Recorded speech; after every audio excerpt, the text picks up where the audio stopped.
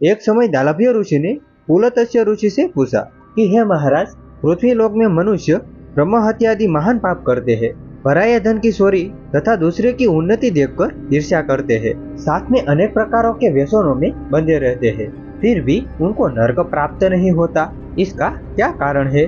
वे न जाने कौन सा दान पुण्य करते हैं जिससे उनके पाप नष्ट हो जाते हैं।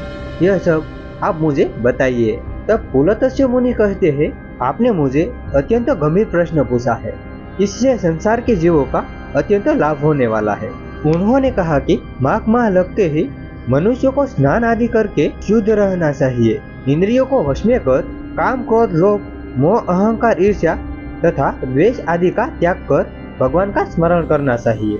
पुष्य नक्षत्र में गोबर कपास तिल मिलाकर उस दिन मूल नक्षत्र हो और एकादशी तिथि हो तो अच्छे पुण्य देने वाले नियमों को ग्रहण करे, स्नान आदि नित्य आदि क्रिया से निवृत्त होकर भगवान विष्णु की पूजा करे और एकादशी व्रत का पालन करे और उसी दिन की रात्रि को जागरण करना चाहिए। उसके दूसरे दिन धूप दीप आदि से भगवान विष्णु की पूजा करे।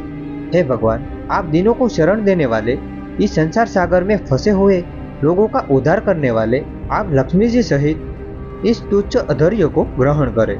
इसके पश्चात जल से भरा कुंभ ब्राह्मणों को दान करे।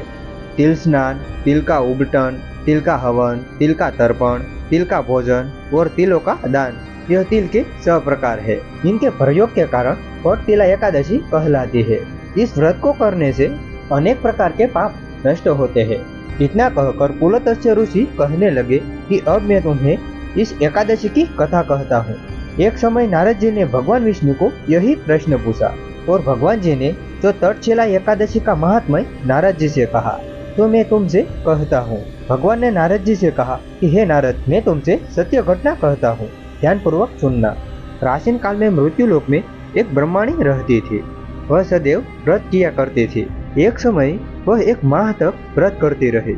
इससे उसका शरीर अत्यंत दुर्बल हो गया।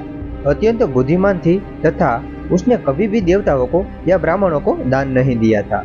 इससे मैंने सोचा कि ब्रह्मणी ने व्रत से अपना शरीर शुद्ध कर लिया, इससे उसको विष्णु लोक तो मिल ही जाएगा, परंतु इसने कभी भी अन्न का दान नहीं किया, इससे इसकी तृप्ति होना कठिन है।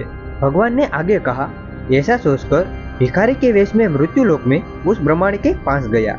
वह ब्रह्मणी बोली कि हे महाराज, इसलिए आए हो? मैंने कहा, मुझे भिक्षा चाहिए, और उसने भिक्षा मांगी। इस पर उसने एक मिट्टी का ढेफा मेरे पात्र में डाल दिया। मैं उसे लेकर स्वर्ग में लौट गया।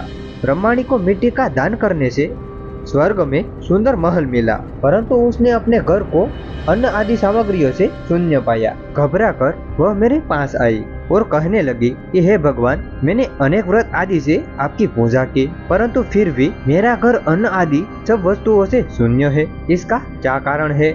इस पर मैंने कहा, पहले तुम अपने घर जाओ, देव स्त्री आएगी तुम्हें देखने के लिए।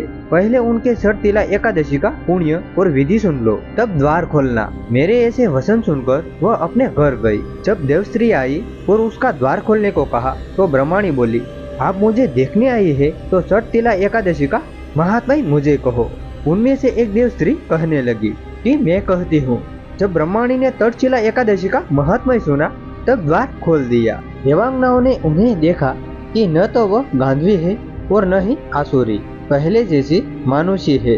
उस ब्रह्मणी ने उनके कथानुसार छठ तिला एकादशी का व्रत किया।